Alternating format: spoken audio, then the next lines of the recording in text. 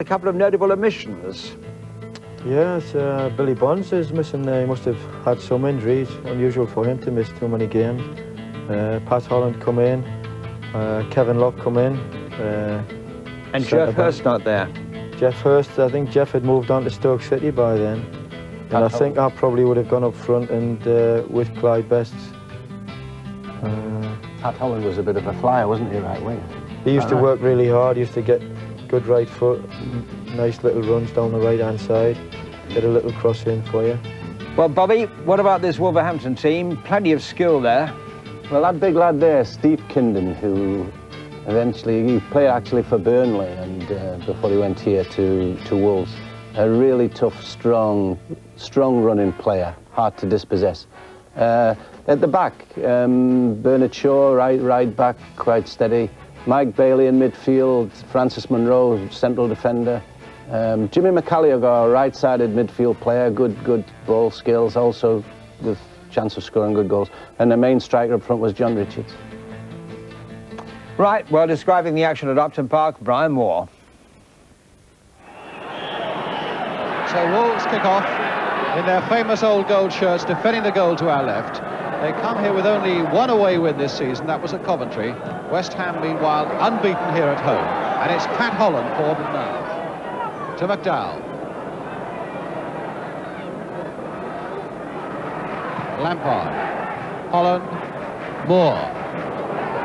West Ham, of course, have not such fond memories of Wolverhampton. They lost 3-0 up there in August. Holland lifting it on, but quite comfortably there for Parks. Wagstaff, McCalliog. And McDowell fighting very hard and quickly there on that situation, and the throw going to Wolverhampton Wanderers.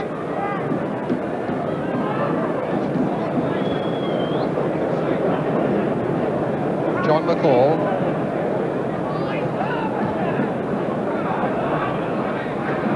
And McCall again, turning it towards Kindon, but Kindon had strayed a yard or so offside, and West Ham get the free kick.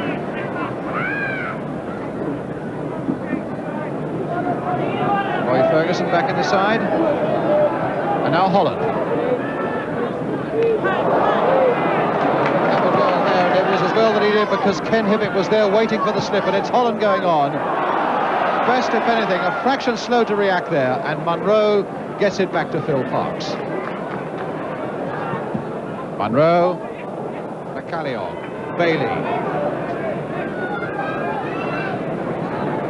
Lampard in. Those characteristic sliding interceptions of his, and it's Tyler.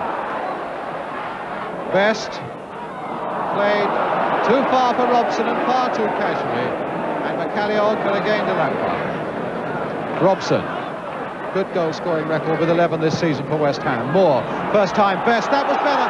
Now for Brooking with a shot, and Parks going down as Brooking just failed to get it properly. A nice, incisive West Ham move that cut right through the Wolves. Oh, Robson and McDowell knocking each other off the ball, and at times this afternoon that is symptomatic of a little bit of lack of understanding there's been about West Ham's play. But here's Holland now to Best, and now to Brooking. And now McDowell right in there, plenty of them up. Even Lampard coming in to join in the fun. A good little cross there, Holland! Oh, and somehow Parks got there and denied Pat Holland what would have been his first goal of the season. Brooking let it run, and Tyler was behind him. Played now once more for Holland. And crossing it this time. Robson is there, but so too is Jefferson. McDowell letting one go! And a fine save again by Phil Parks from McDowell. Well, I must say, 0-0 at half-time, but I mean, there were so many chances even there in that short space of action that we saw. Yeah, there's still chances. Probably, I think Bobby Moore probably played just in front of the back four there. Patsy's gone wide left, and Dudley Tyler's come in on the right-hand side, who we signed from Hereford. But probably not flowing as well as what we could. And it almost got their Best, no! There's a lot of half chances at the moment, isn't there? Yeah. But West Ham always seem to try to get wide. Yes. And they've got wide a few times, no balls in, looking for Clyde Best. And funnily enough, the best chance fell to Pat Holland, and he didn't take it. But it looks as though something's going to happen soon. There seems to be a lot of pressure on the Wolves defence now. Start of the second half, floating it in there once more, and that time Parks gathering it comfortably. McDowell as West Ham continue to press forward. Tyler, Brooking, still with Brooking. Bailey right there with him, but he crossed that well. Best is back there. Holland hoped to go in. Moore. And it bounced badly for Wolves, and they were all over the place there. Holland. And the whistle had gone for a free kick. There was an obstruction there by a Wolves player. Moore to Best. And now to Brooking. Robson hitting it on the turn, but straight into the arms of Phil Parks. Oh, misunderstanding there, and hit it with a shot! Oh, and he hit the crossbar! And Kindon couldn't get the rebound, and Ferguson could. Tremendous shot there against that West Ham crossbar. Robson.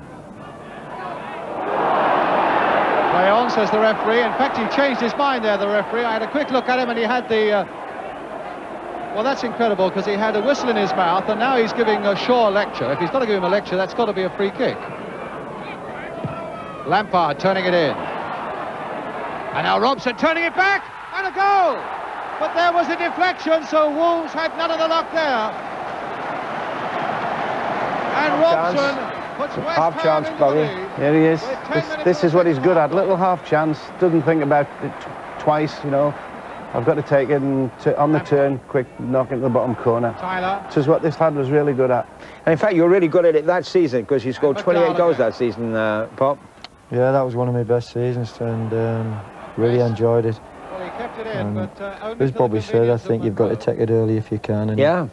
if you can get them on the volley, it catches people by surprise. It's Hibbett. Yeah.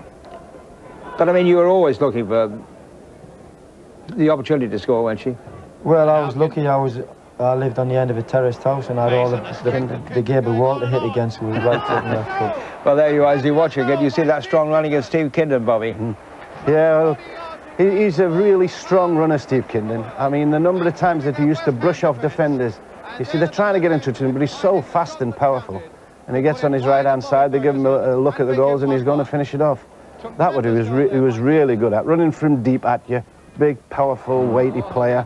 And he used to brush defenders off. They were really frightened of him. He was a dangerous player at that time, I remember well. But you must have been aware of that threat, surely. Difficult to stop when they're running at that pace and that power, and you obviously had to try and get into him early, but once he's built up that kind of speed, difficult. Pass that gave Bobby Moore no chance, but Tyler taking the rebound, still with Tyler. Played back there for Brooking, and Bailey bringing it again for Wolves. Hibbett down and hurt. And away goes Richards now. Played there for Wagstaff. Will he let one go? Onto that right foot, it had a chance there. Kindon, who's already scored one. And again! Yes, indeed. In fact, the referee was in a little bit of a doubt there and looked at the lines. So quick he didn't All that realise it was power in. again. And I think... Yeah, he hit it so hard that I think most people didn't realise it had gone in, you know, because it was from such a wide angle, but he hit it inside the far post. You watch everybody. And that puts Wolves Very well, didn't he? 2-1 into the lead. Both of them now. Well, that flew. Terrific, powerful shot. Yeah. Oh, he was a strong It's lad. with Eris. Got his cross in well. Holland was right there. Best through. And Holland over. Well, the chance was there for Clyde Best. And fractionally it was there for Pat Holland as well. And with 6 minutes to go, when you're 2-1 down, it's the sort of chance that you badly want to make count. Tremendous burst of speed there by Steve Kindon. And it needed a brave piece of play by Ferguson as well. Richards knocking it back, Kindon turning it in. And no more than a foot wide for what would have been Steve Kindon's hat-trick.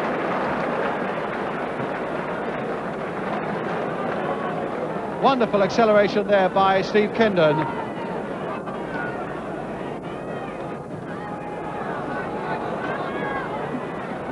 McDowell. Calliope. Wolves now with a lot of players back. determined now to preserve the 2-1 lead that they fought for, having been a goal down. Wagstaff, McDowell, Holland,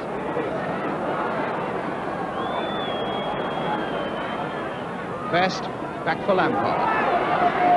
A little over a minute to go now. Brooking. Played for Bobby Moore. Deep cross again there towards Holland. Turning it in there for Brooking.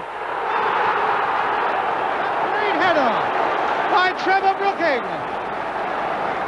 Well, that was a great goal, Pop. It was an excellent knock back across the face of the goal, and an excellent diving header from Trevor.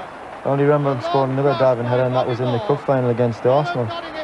But Is it quite Best that puts it back? I tell you, what a time to score. About a minute from the end to an equaliser coming just at the right time. I don't think we'd ever had control of the game. It was always end-to-end, and there was a lot of positional changes, and we never had complete control of the game. And obviously, it's a good time to score just a minute from the end. It was exciting, wasn't it? Oh, very exciting. End-to-end stuff. Absolutely wonderful to watch. Great stuff. The pitch looks a bit better there as well, doesn't it? Well, it was November, so it was a difficult time, and the full winter's force had not hit it by that time, I suppose, Pop. But it was a problem, the West Ham pitch, wasn't it? Yeah, there was a little... near the stand side there was a little bit... it was always quite heavy. But it's nice to see it in decent condition there. Well, there we are, 2-2. And I suppose justice was done, because you hadn't played badly enough to lose 2.